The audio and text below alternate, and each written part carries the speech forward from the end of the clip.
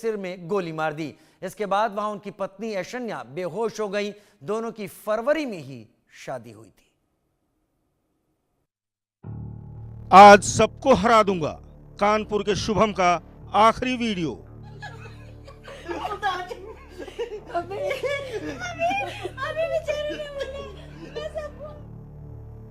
अगले दिन पहलगाम में आतंकियों ने शुभम को गोली मार दी। आतंकियों ने कहा कलमा पढ़ो छोड़ देंगे, फिर सिर में गोली मार दी। शादी के 70 दिन बाद ऐशन्या का आतंकियों ने उजाड़ दिया सुहाग। पहलगाम आतंकी हमले में जान गंवाने वाले कानपुर के शुभम द्विवेदी का आखिरी वीडियो सोशल मीडिया पर वायरल हो रहा है। इस वीडियो में वो परिवार के साथ हंसते खिलखिलाते दिख रहे हैं, ताश खेल रहे हैं। किसी को क्या मालूम था अगले ही दिन पहलगाम में कानपुर के शुभम को आतंकी उनकी पत्नी के सामने गोली मार देंगे। 12 फरवरी को कानपुर के शुभम द्विवेदी और ऐशन्या की शादी हुई थी। शादी के तुरंत बाद शुभम पत्नी को लेकर हनीमून पर नहीं गए, क्योंकि वे परिवार के साथ जाना चाहते थे। कानपुर से 17 अप्रैल को परिवार के 11 सदस्य शुभम के साथ कश्मीर घूमने पहुंचे थे। 23 अप्रैल को उन्हें वापस आना था, लेकिन इससे पहले ही पहलगाम में हुए हमले में आतंकियों ने शुभम द्विवेदी की गोली मारकर हत्या कर दी। शुभम श्यामनगर के जिस अपार्टमेंट में रहते हैं वहां मातम छाया हुआ है।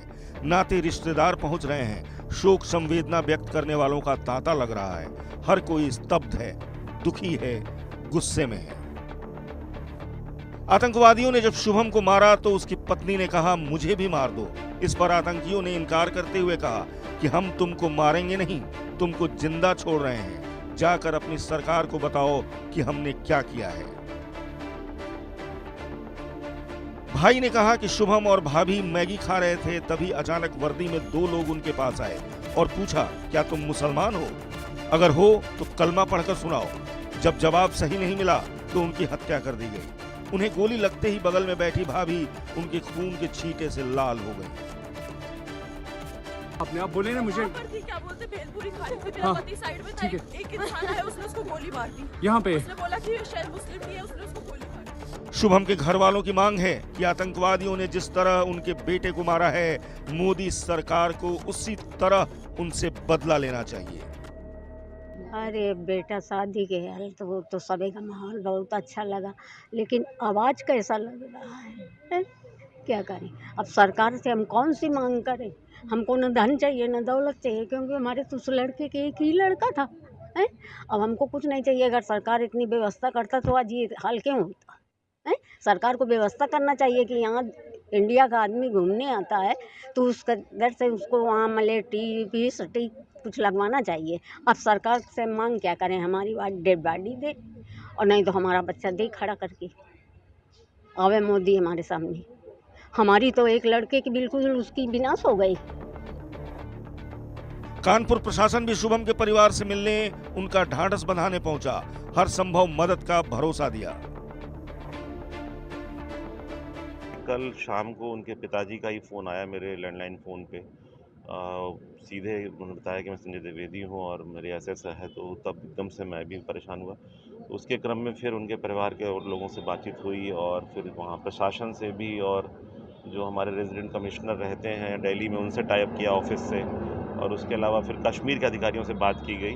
तो उन्होंने मुझे अश्योर किया है कि वो पार्थिव शरीर को शीघ्रता से यहाँ पर लेके व्यवस्थाएं कर रहे हैं, और इसी क्रम में हम लोग प्रतीक्षा में हैं कि हमें क्या सूचना मिलती है। परिवार के लोग वहाँ कश्मीर प्रशासन के साथ में उनका संवाद मैंने करा दिया है। माननीय मुख्यमंत्री जी ने बहुत खेद व्यक्त किया, दुख व्यक्त किया है, और हमसे भी अपेक्षा की निर्देश दिया मुझे और सीपी साहब को कि उनकी सांत्वनाएं, उनकी संवेदनाएं मैं परिवार के साथ व्यक्त करूं। आर.के. भार्गव जी, पूर्व आईजी बीएसएफ, और सुनीता वकील, वरिष्ठ पत्रकार, मेरे साथ लगातार जुड़ी हुई हैं। सुनीता वकील जी, पाकिस्तान के साथ एक तरीके से समझा जाए, पहले भी भारत के संबंध निचले स्तर पर तो आ ही गए थे, अब संबंध ये करीब करीब टूट चुके हैं। अगर एक पतली सी डोर बची हो तो उसके अलावा कुछ बचा नहीं। क्या आपको लगता है कि ये भारत को वो एज दे पाएंगे जिससे भारत आगे चलकर पाकिस्तान को ये समझा नहीं पाए, ये बता पाए कि आज उसकी जो हालत है वो आतंकवाद के समर्थन के चलते हुई है? जी देखिए, एक बात है कि अभी तक तो पाकिस्तान का माइंडसेट तो मतलब सेम रहा है, चेंज नहीं हुआ है।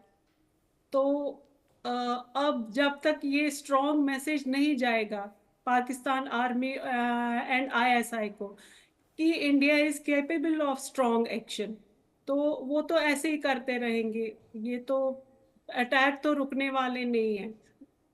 तो हम जब तक कोई स्ट्रॉन्ग एक्शन नहीं यहाँ से लेंगे तो अटैक होते रहेंगे, हमको ये सब झेलना पड़ेगा। और हमारी टॉलरेंस का लिमिट कोई है ही नहीं। वो तो मतलब वो तो देख चुके हैं जो अटैक्स हो चुके हैं अभी तक।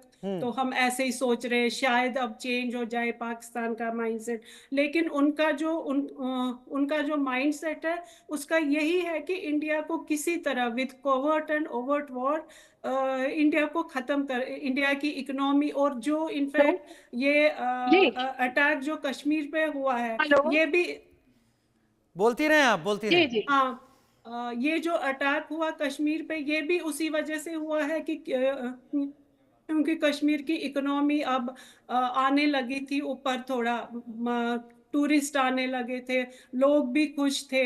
और ये था कि वो जाता था, मैसेज आता था एक कि हालात सुधरने लगे हैं जब से वो अक्टूबर नवंबर में इलेक्शन हुए, सितंबर अक्टूबर में। तो ये मैसेज आने लगा था कि कश्मीर में नॉर्मल सी आ रही है कुछ हद तक, लेकिन वो उनको सहन नहीं हुआ। वो कुछ हमेशा उनके माइंड में ये लगा रहता कुछ ऐसा करे जिसे इंडिया को वो नीचे गिरा।